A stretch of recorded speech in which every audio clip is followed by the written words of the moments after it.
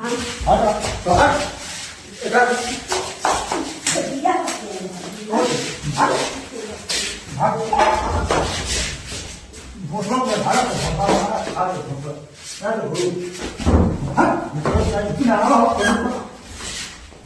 આ વિડીયો જોઈને તમે પણ ચોંકી જશો અને તમે પણ વિચારતા રહેશો કે વરરાજા સાથે ખોટું થયું કે એની પત્ની સાથે ખોટું થયું.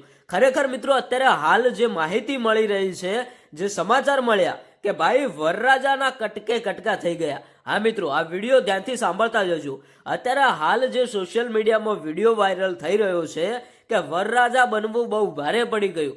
હવે આ વરરાજાને ભાઈ વરરાજા બનવું કેમ ભારે પડ્યું? ખરેખર એકવાર તમે પૂરો વિડીયો સાંભળશો ને તો તમે પણ એવું કહેશો કે વાહ ભાઈ વાહ, આવું તો નહોતું કરવું તમારે.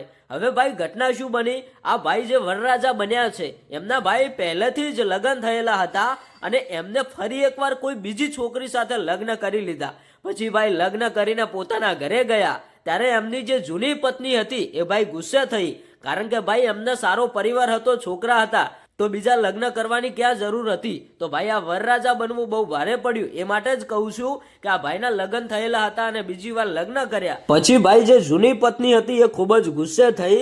પછી આ વરરાજા અને જે અત્યારે હાલ નવી દુલ્હન લગ્ન કરીને લાવ્યા એ બંનેના ભાઈ ઘરમાં પૂર્યા અને પછી જે કર્યું ને એ ખરેખર ખૂબ જ જોવા જેવું હતું. ભાઈ આ જૂની પત્ની ભાઈ ગુસ્સે થયેલી હતી, ઘરની અંદર પૂરી અને તાળું લગાવી દીધું.